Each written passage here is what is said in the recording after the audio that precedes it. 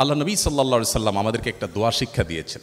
আপনারা আপনাদের পেশেন্টদের কাছে যখনই যাবেন বা পেশেন্টদেরকে যখনই দেখবেন, আমি আশা করব আপনারা এই দোয়াটা করবেন। খুব ছোট্ট একটা দোয়া, আমরা বাংলায় বলতে পারি আমাদের মতো করে।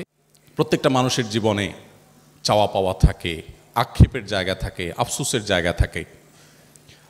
আমার জীবনে যদি কোনো আফসোস বলেন, আলহামদুলিল্লাহ আল্লাহ তাআলা আমাকে সব কিছু দিয়েছেন, আল্লাহর নেয়ামতে আমি ধন্য হয়েছি। কোনো কিছুর কোনো ঘাটতি আল্লাহ দেননি, আল্লাহ সবই দিয়েছেন। তবে আমার ত্রুটি যে আমি চিকিৎসক হতে পারিনি।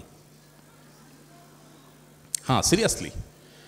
কারণ একজন চিকিৎসক তার জান্নাতে যাওয়ার পথ এত সংক্ষিপ্ত, এত সহজ, এটা দেখে আমার ঈর্ষা হয়। এত মানুষ থাকতে কেন কামরুল ইসলাম স্যারকে আমার এত বেশি ভালো লাগে? কারণ চিকিৎসক হয়ে তিনি যে সহজে মানুষের হৃদয় জয় করেছেন, অন্য কোনো পথে মানুষের হৃদয় জয় করার, মানুষের দিলের নিংড়ানো দোয়া পাওয়ার পথ আমার অন্তত জানা নাই। আপনি মানুষকে লক্ষ লক্ষ টাকা দিয়ে দিতে পারেন, কোটি কোটি টাকা দিয়ে দিতে পারেন, কিন্তু একজন অসুস্থ মানুষ, একজন রোগীকে যদি আপনি আন্তরিকতা দিয়ে সেবা দেন, আপনার মনোযোগ দিয়ে, আপনার ভালোবাসা দিয়ে, আপনার ঐকান্তিকতা দিয়ে, আপনার প্রচেষ্টা দিয়ে যদি আপনি তাকে সেবা দিতে পারেন, এই লোকটার যে হৃদয় নিংড়ানো দোয়া আপনি পাবেন। এটি অনেক কাজ করে, অনেক ভালো কাজ করে, অন্য অনেকভাবে উপকার করে মানুষের দিল থেকে এইভাবে দোয়া আসলে পাওয়া সম্ভব নয়। মানুষের উপকার করবার যে সুযোগ আপনাদের সামনে আছে, জীবনের এই পর্যায়ে এসে, অর্থাৎ আপনারা যে পর্যায়ে আছেন স্টুডেন্ট হিসাবে, আপনাদের প্রতি আমার উদাত্ত আহ্বান থাকবে, আপনারা সিদ্ধান্ত নিয়ে নেন যে আমরা চিকিৎসা পেশাকে আমাদের নিজেদের উপায় উপার্জন হিসাবে গ্রহণ না করে এটাকে আমি সত্যিকার অর্থে আমার স্বপ্নের সেবা হিসাবে দেখব ইনশাআল্লাহ।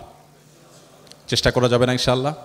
আমাদের এই দেশটি নানা কারণে আমরা পিছিয়ে আছি। আপনারা আমার চাইতে অনেক ভালো জানার কথা, কি পরিমাণ টাকা আমাদের দেশ থেকে আমাদের পার্শ্ববর্তী দেশে মানুষ চিকিৎসার জন্য রেখে আসে। এই গরিব দেশের টাকা কি পরিমাণ রেখে আসে মানুষ থাইল্যান্ডের ব্যাংককে গিয়ে, অন্য জায়গায় গিয়ে। আমাদের দেশে অনেক সীমাবদ্ধতা আছে, আমি আপনাদের উপর দোষ আরোপ করছি না। আমি জানি আমাদের অনেক চিকিৎসকগণ সেবা দিতে চান, অনেক ক্ষেত্রে আমরা পিছিয়ে আছি, সেজন্য আমরা সেই সেবাগুলো আমাদের রোগীদেরকে আমরা দিতে পারি না। কিন্তু কিছু জিনিস আপনারা চাইলেই করতে পারেন। আপনারা যারা চিকিৎসা পেশার সাথে জড়িত আছেন, মানুষের সবচেয়ে কষ্টের সময় আপনাদের কাছে আসে। আমি সেদিন কুয়েটের প্রোগ্রামে বলেছিলাম, আমাদের ইঞ্জিনিয়ার ভাইদের কাছে মানুষ যায় হলো সুখের সময়, আর আপনারা যারা ডাক্তার, আপনাদের কাছে আসে মানুষ দুঃখের সময়।